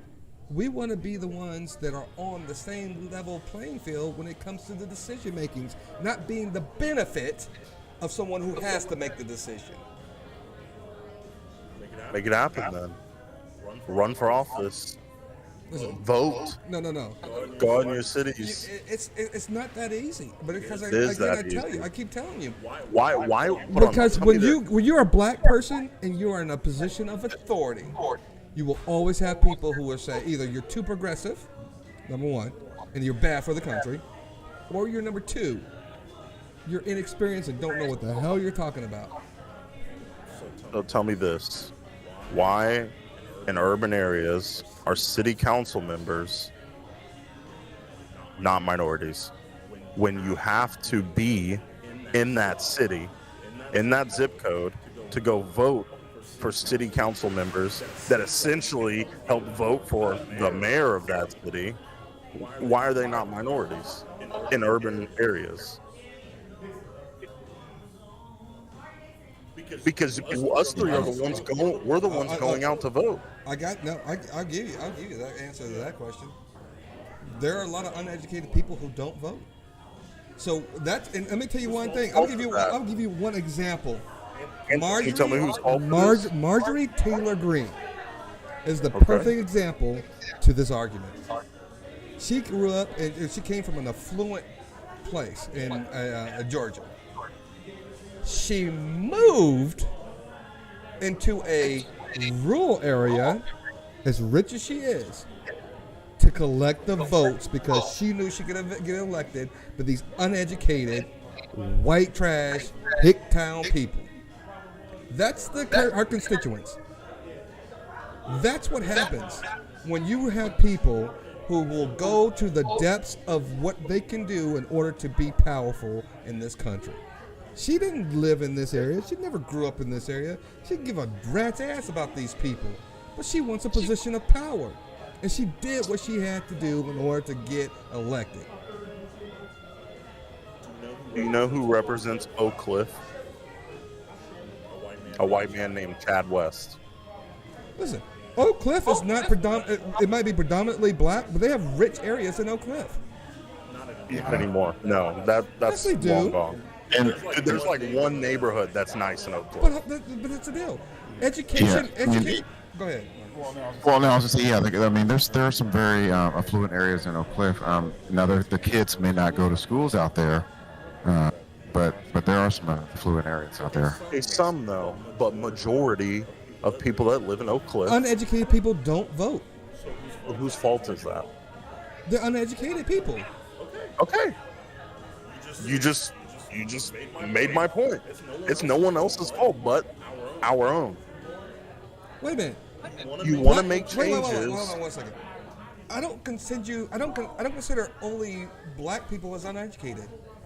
Those communities are made of not just uneducated black people. There are uneducated white people, uneducated Hispanic people. There are uneducated people all over and mixed, diverse in the uneducated. Minorities representing They're minority groups. No, Wait. White lady that was representing White- the NCAA. I White can't remember her people name. are uneducated as well.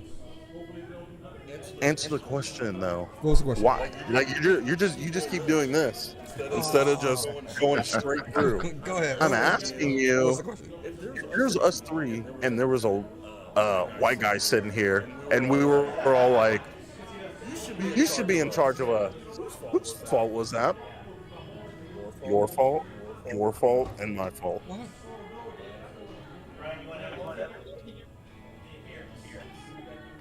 Yes. Do you not see an issue with that?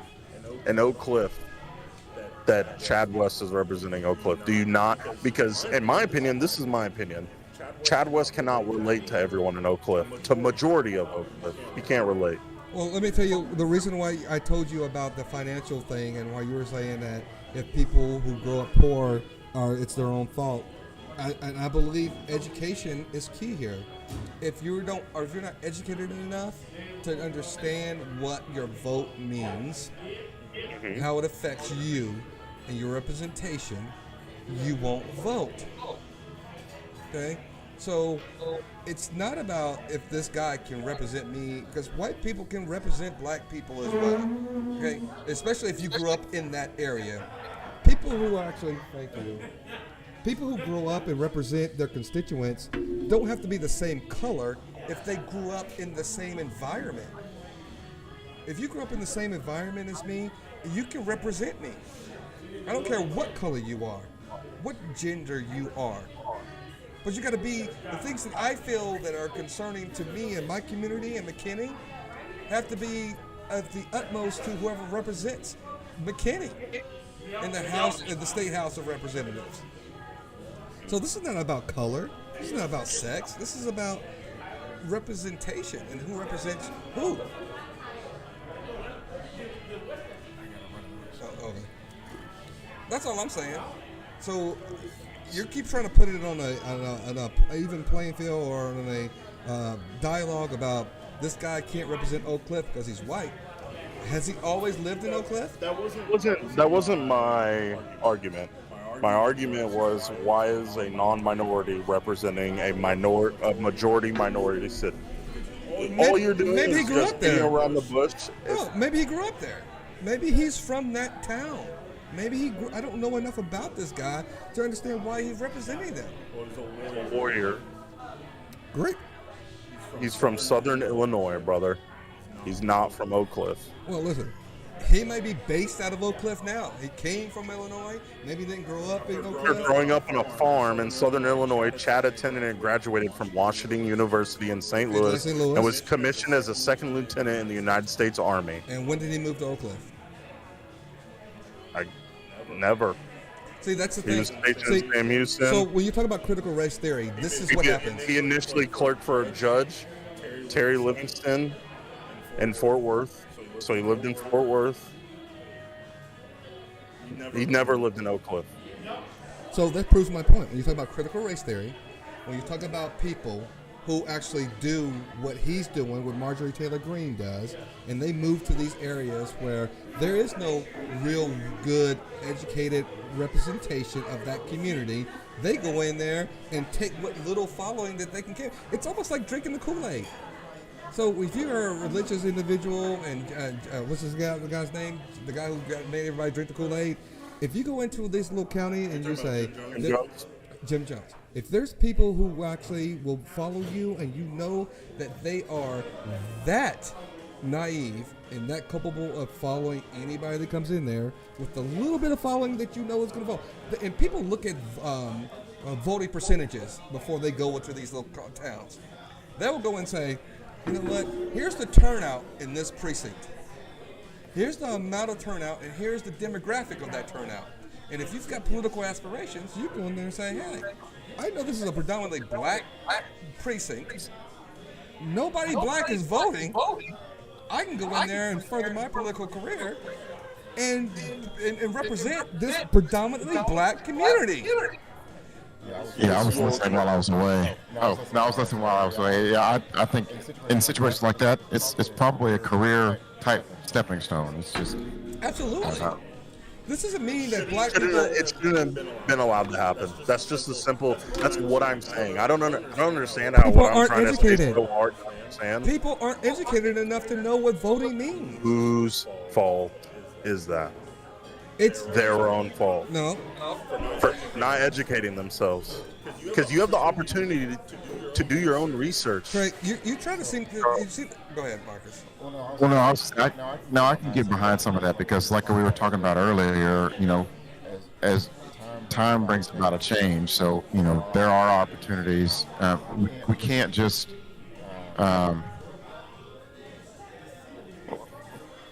Ignorance is not always bliss, and so it's not. It shouldn't always. Yeah, it shouldn't be an excuse.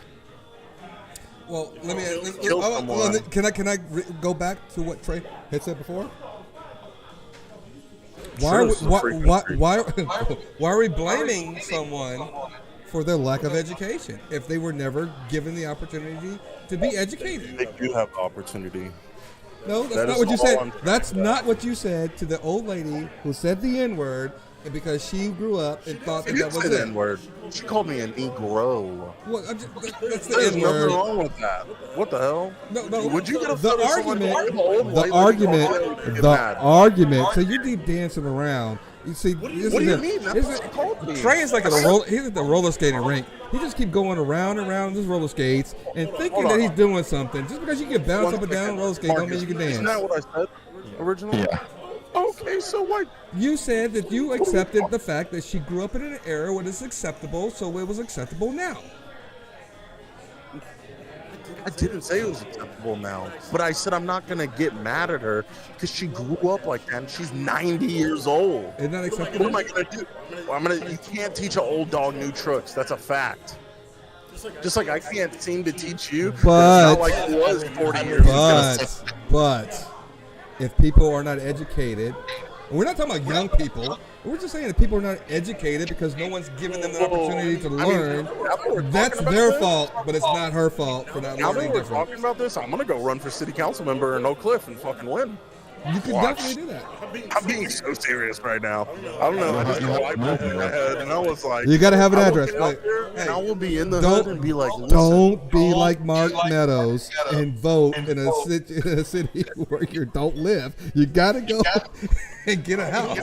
You gotta live there. You gotta get an address, man. Buy a Don't be house that out there. stupid. Don't be that dumb, man. I'm just saying. Listen, I'm not making excuses for people because sometimes you have to understand there are people who still don't have high-speed internet in their communities. There are people who don't. They don't. There are a lot of people who don't have computers. where There's a lot of people out there, dude. nowhere in America. Are you that No, naive? there- See, this is the problem I have I with know. your generation. You think just because you have access to a computer, an iPad, and a Mac, You're talking that about a people rural area in the that middle people- of nowhere, Idaho. Okay, but anywhere that people live, that a population lives, there's internet. Are you joking? That's not true. There are people on the east side of McKinney and Princeton where they live in trailer parks. They still don't have high-speed internet. On the east side of McKinney? Is that what you just I'm said? just saying, way in the rural area. No, because you keep going that way and it's Princeton. When I worked for Spectrum, we were new building fiber out there. Listen, I'm not They gonna have get faster listen, internet than y'all have over here. I'm not going to get into a geography argument with you. I'm just saying No, that you there were are just places. wrong. I'm just saying there are places. Again, my neighbors had no clue what he was talking about, ladies and gentlemen. Go ahead. I know one person right now who does not have a computer in their home. Now they have a smartphone, of course, but they do not have a computer. That's what I'm By saying. choice, There's probably, a lot of right? people. What's that? Is that by choice? That's my choice. But hold on. Could they have internet? There are They people. have internet. They just don't have a computer. I'm gonna look this up for our next podcast. There are people in populous counties, maybe rural, but still do not have access. That's why the whole listen. Let me tell you why you're shaking your head. This is the reason why the whole schools remotely was such a bad issue, a big issue. Because there were kids who didn't have high-speed internet access or the computers available to them to learn. For income, there was a grant to give you free fucking internet for the entire It was not year. available to them. What are you talking about? There is nowhere in a culpable density place where there's no internet. I don't know. Like, I know this for a fact. You forget I did that for 5 years. There is no place where a dense amount of people this is live the and there's no arrogance- internet. So this is the arrogance that No, bothers listen me to with your this. generation. Because you still believe that you have everything at your fingertips means that everybody else has it. They don't. Satellite internet. That is not true. People don't have the same access that you have What do you social think? media and their in electronics that you do. That's exactly what I'm saying. I will look it up and I will prove Remember, that you're because of the wrong. money, or what? I don't understand. What are you trying to? Because they can't, or they won't. It's a dense populational area. That's what I'm saying. Can't or won't. They don't. They don't have internet, Listen. so they don't have There access is to get there Wi-Fi. is Take it. listen. I'm a Jedi right now. There is no can't. There's no maybe. There is do and there's don't. There's no Like I try. said- There is no try. Either you do or you don't. And I'm telling you, I'm there are gonna take people what who you're saying don't. and put it on Twitter and just let the internet have their way with you. Listen, we're Actually, I'm gonna broadcasting put it right on now. Reddit. Reddit's way more We're ruthless. broadcasting right now on Twitter. I'm gonna let you know, brother. Everywhere that there's a dense population has internet. Access to internet. You are wrong. You literally have no clue what you're talking about. You're wrong. Ladies and gentlemen, in the stream, I'm just gonna continue using that word. So, I would like you to show me one place that doesn't have internet. That's No. densely Wait. populated. I didn't say I'm saying high-speed internet. So where you can download data in a sufficient without it dropping, without it distorting the view. You know how they do those commercials? Still to this day, they do those commercials when they're doing it, and like all of a sudden the voice is distorted and all that kind of stuff. I'm like, there are people who don't have high-speed internet to this day. You're talking about DSL. I'm not talking about anything. I said they don't have high-speed internet. DSL's the only thing that isn't high speed. If they have anything else, then they'll be able to have high speed internet. I'm not saying what they have. I'm saying what they don't have. There's places in. Oh, see now I'm backtracking. Oh, now you're backtracking. You can still work off DSL. What are you talking Are about? you out of your mind? Turn your video down to 480p and you're good to go.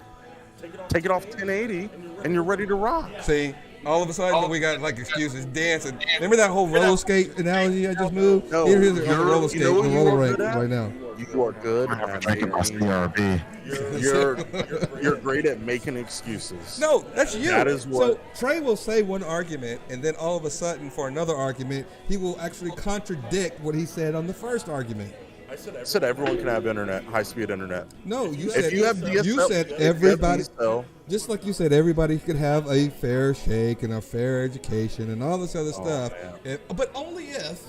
woe is you, Brian. Only Woe is if. you, man. Only if. Or Brian, your life's been so hard. Did you know that?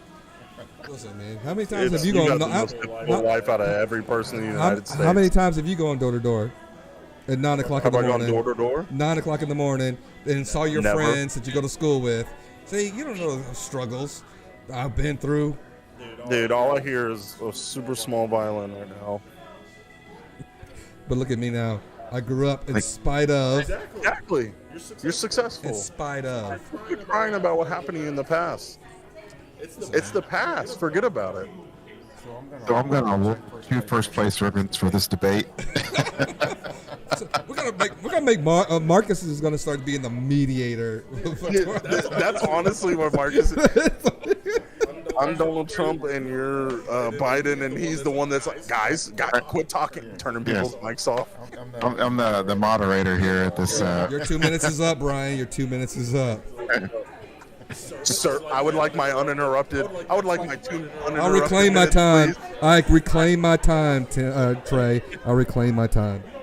But seriously, I'm gonna look it up and I will text you or in our group chat. No, I want you to save it for the next podcast. Don't tell me anything. I'll do an after party tomorrow with you. Let's do an after party tomorrow, and I'll bring it on the podcast.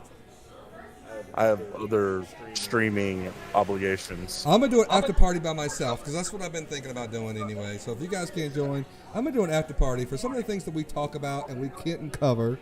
You guys, I want you guys to know, or viewers out there, excuse me, that we're gonna be doing an after party that will cover. And if you guys have any questions or any things that we said that were wrong or some corrections that were needed, come to the after party and we'll be able to discuss these things a little bit further and, go a little bit in depth, some of the things we can't always cover because, it's almost time for closing and we don't always get to everything that we really want to talk about. But it is great. It's great to share these debates or these perspectives, if you will. In case you guys didn't know, we are from different generations. Trey is from a younger generation, and Marcus and I are from a different generation. We're hoping we're hoping to get some female representation on the podcast as well, and maybe that'll work out as well. But it's all good. We love each other, and we're never going to come from a place where we're trying to convince people, even though we're sharing ideas. I always, I don't know what. Insinuating that and by the way, enjoy being around you. No, but by It's the way, weird. by the way, I'm always looking for another host that will. When I leave an awkward silence on the podcast, that's just bad. I mean, Go when I ahead, guys, take when them I off my stop hands. talking, my hands. somebody else has to talk. See, when it's drinks and discussions. When I take a drink, you guys discuss. Yeah. No, in all seriousness, though, it's awesome being able to have these different perspectives on different things, right? Because I feel like all three of us have different perspectives, or, you know, two people may have the same, whatever. And I love being able to look at something else in someone else's shoes, honestly. Like I said, some of the things you were saying, I may not agree wholly with it, but I looked at it and I was like, huh, I can see where he's coming from 100%, and that makes sense. You know what I'm saying? And hopefully there were some things that I said that you were able to be like, okay, I can see where he's coming from when he says that. Absolutely. You know? And that's all you got to be able to do. Everyone should be able to have a difference of opinion and be able to talk about it.